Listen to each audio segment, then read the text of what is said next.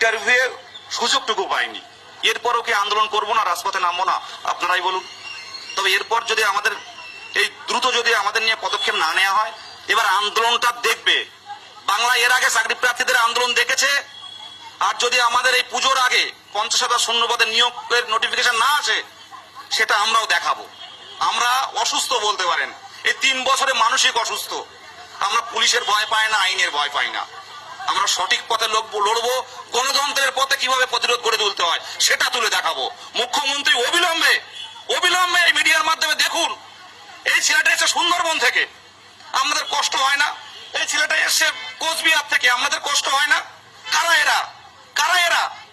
আমাদের কোন রাজনৈতিক রং নয়। আমাদের যে আন্দোলন হচ্ছে, পিছনে কোনো রাজনৈতিক নেতা নেই, এটা আমরা নিজেরাই করছি।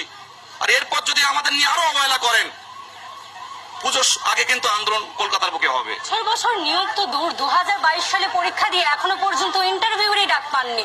তাই এবারে বৃহত্তর আন্দোলনের ঘোষণা করবেন বলে জানাচ্ছেন 2022 সালের টেট পাস চাকরি প্রার্থীরা। ক্যামেরায় কৌশিক কর্মকারের সঙ্গে ঐশী মুখোপাধ্যায়, এবিপি আনন্দ, কলকাতা।